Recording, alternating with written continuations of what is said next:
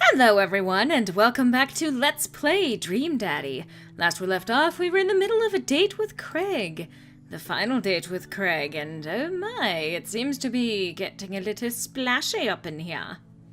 Anyway, he just hits us with some fucking water. You've awakened the beast. That's what I've been waiting for you to say. He launches another wave of water at me. Don't you put me in a corner here. Oh, wait. Don't you put me in a corner here. Don't put a wild animal in the corner. Oh, God.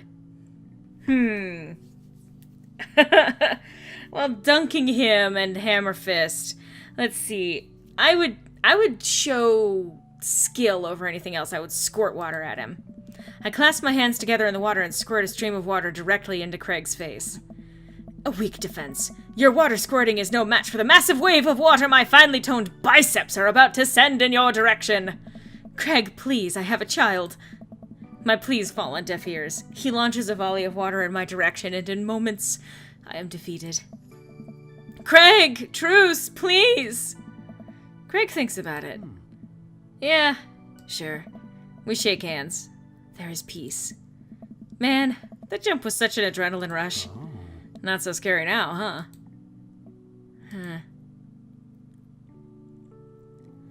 I'll race you to the top. We run all the way up the slick rocks and cannonball off the waterfall again. What a rush! Good form on that one. Want to go again? Yeah, let's do it again. You know it, with the same energy we had in our youth, we climb back up to the top of the waterfall.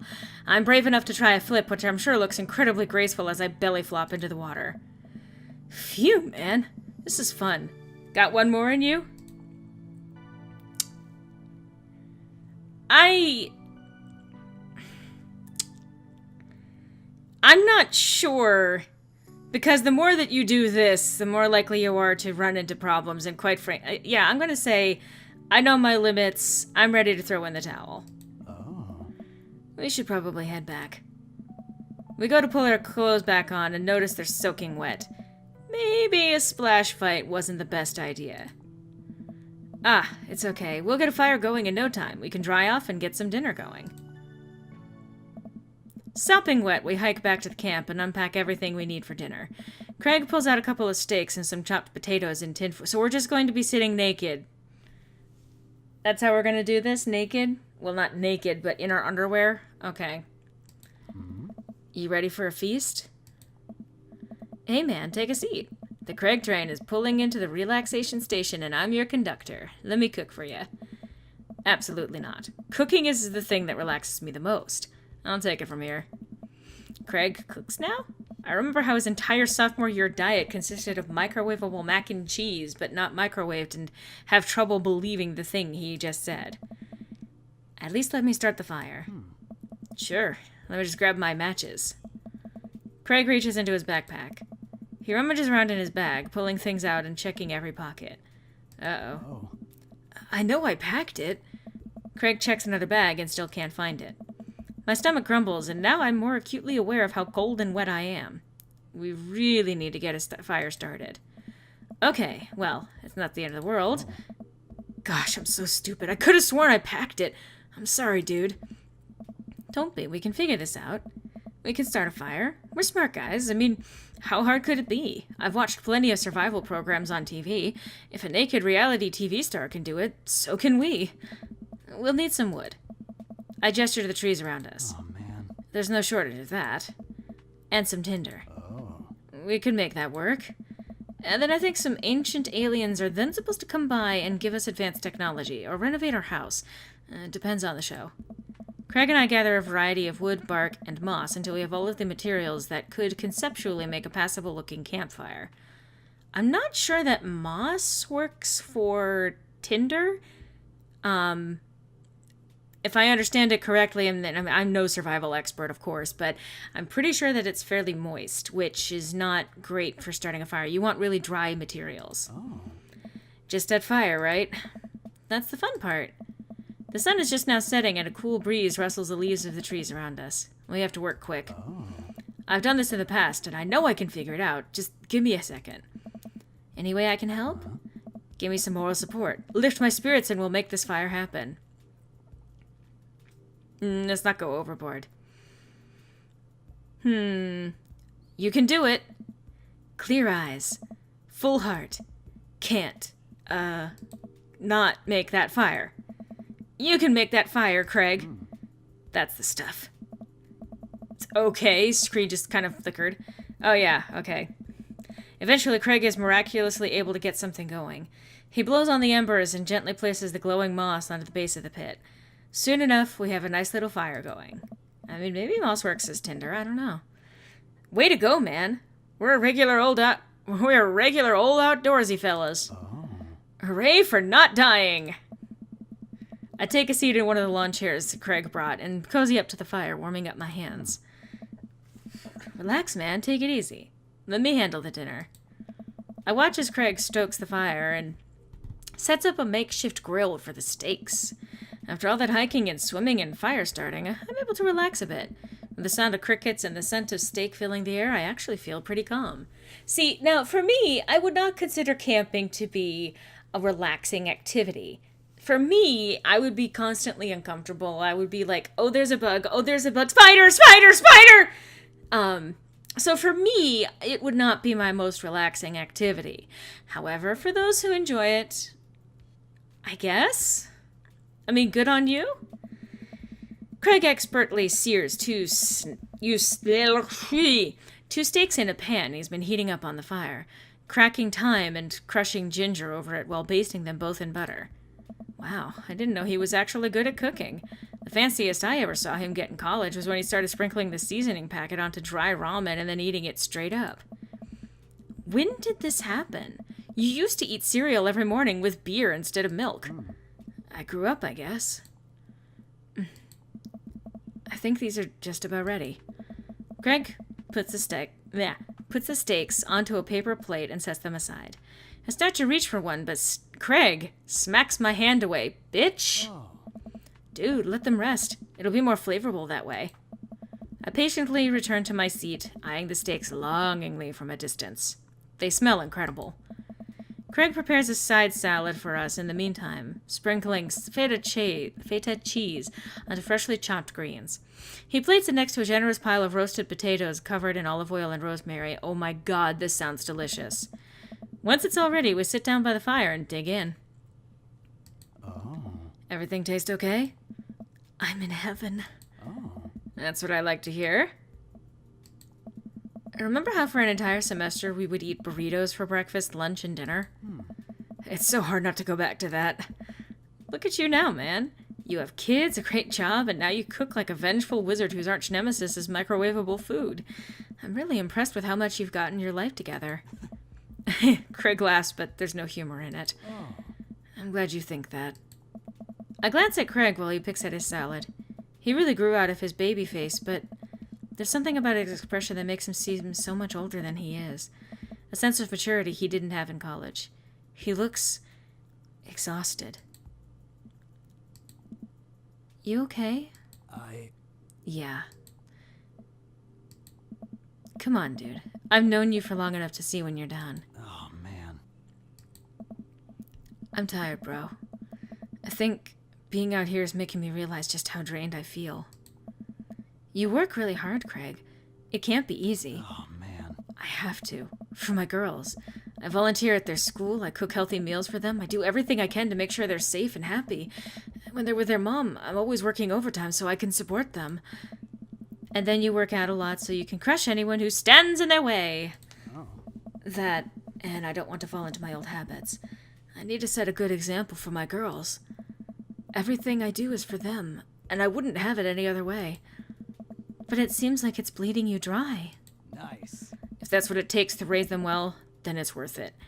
I'm gonna say that's a terrible way to approach parenting. Like, okay, if you make the choice to bring kids into the world, then it is absolutely irresponsible to make sure that they get out of it okay.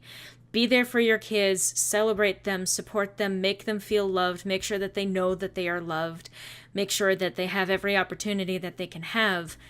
But if you are at the point where your health is being drained, it is not a bad idea to look into what else you may be able to do, what other options you might be able to choose. Whether it's getting a little bit of extra help on the care, babysitting. Like, I know that it's not always feasible, but I've always believed in the community model when it comes to raising children anyway. I mean, the whole nuclear family thing was something that only really came about in the industrial age when it became very profitable to sell us on the idea that we only have our own little family units to sell to. Anyway, that in itself is an entirely different discussion. But I believe that it should be absolutely possible to have your children raised, give them the best opportunity without necessarily sacrificing your health or well-being. Because if you do sacrifice your health and well-being for the sake of your kids, then at some point you're going to burn out. And then who's going to be there to help your kid, you know? Do your best to take care of your kid, but don't do it at the expense of your health. Craig, buddy, I know where you're coming from here, but you gotta take care of yourself too. Bro. I do, though. I eat right and exercise, and that's not what I mean. You're too little butter on too much toast, you know? Hey. What? You're spreading yourself too thin. Life needs balance. It's great that you care this much about your kids, but you can't neglect your own needs because you're too busy taking care of everyone else's. You matter too. I don't know. I know I can provide for my family. And if I take a step back and look at everything objectively, I know I'm doing right by them. Oh. But I can't explain it, man. There's always that voice in the back of my head telling me that I need to do more. It's like it's never enough for me. Every time I try to relax, that voice just keeps telling me I don't deserve it. To be honest, I even feel guilty about being out here. Boy, that sounds familiar. That whole, hey, I need to sit back and rest before I actually physically collapse. Wait, I didn't do enough. Shit, I suck as a human. Like, it's a terrible fucking mindset to get into. Craig, you're trying your best, and you're doing an amazing job. That's a fact. But even if you weren't, you would still deserve happiness. Do I, though? Whoa. Hell yeah, bro. I look at Craig and think about what a good friend and even better father he is. He's compassionate, he's hardworking, he's relentlessly positive. He encourages everyone to be the best version of themselves. He makes me want to be a better person. If you could only see yourself the way I see you. Oh. Craig beams.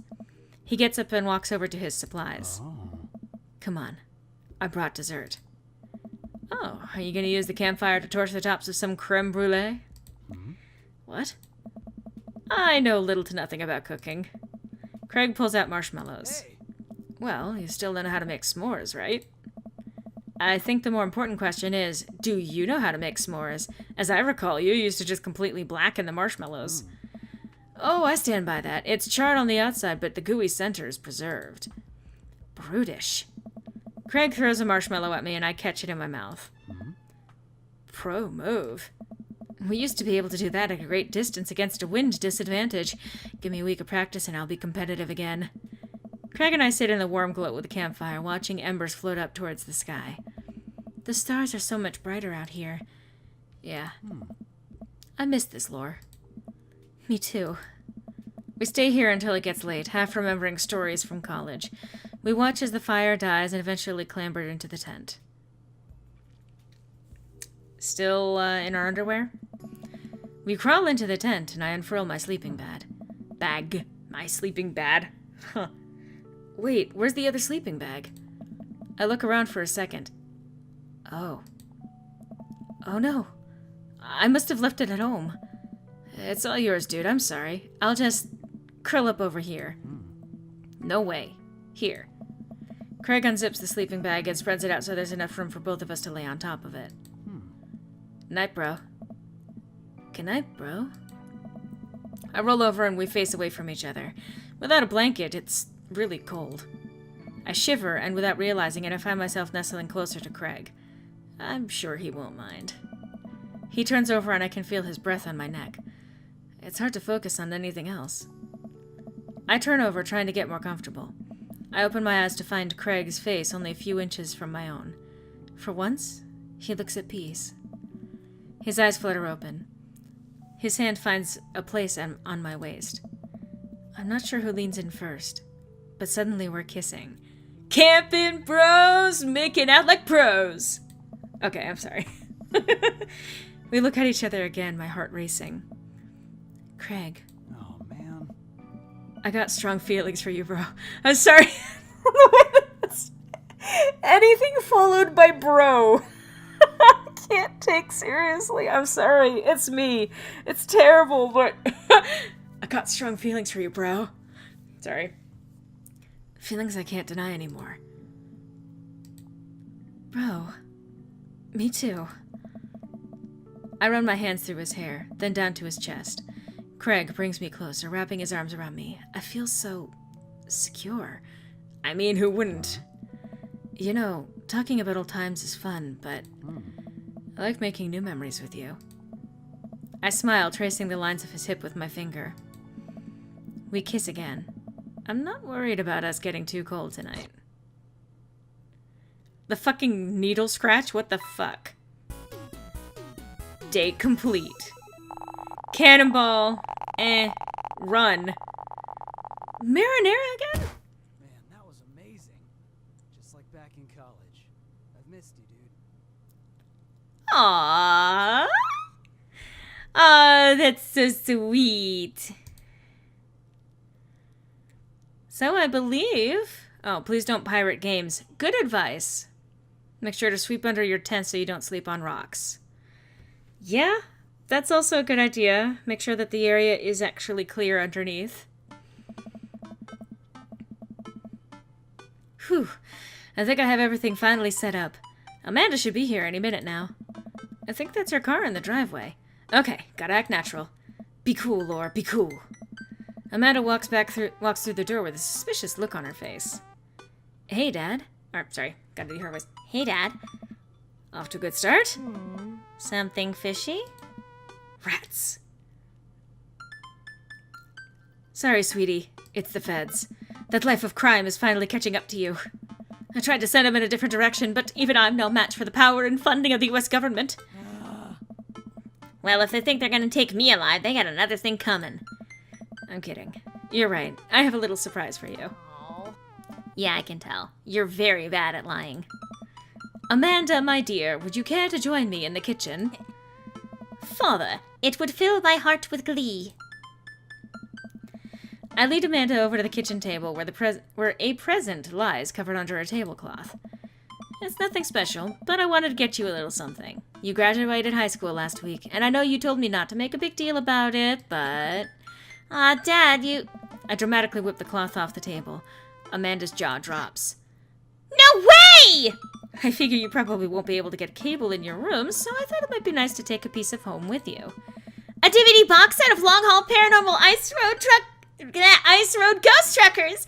This is all 19 seasons! And bonus material, including commentary with actual ghosts featured on the show. Dad, I love this. Thank you. She gives me a big hug. I'm glad you like it. Hey, you want to hang out with me in the backyard for a bit? Toss the old pigskin or something? Totally. I follow Amanda to the back door. Oh God! It's everyone! This is too much dad presence all at once! What? You told me not to make a big deal, but you seem to have forgotten that my entire mission in life is to make a big deal out of your accomplishments. So consider this your graduation party. Surprise! Dad, everyone's here. Well, yeah, everyone wanted to come and support you. Is that a mac and cheese bar? Sure is. Fully customizable down to the type of mac. And there's an ice cream cake. The good kind with the crunchies in the middle. Oh God, that sounds good. Well, we're gonna have to find out more about this cake on the next installment of Let's Play Dream Daddy, where everyone celebrates Amanda being awesome! Hope to see you then.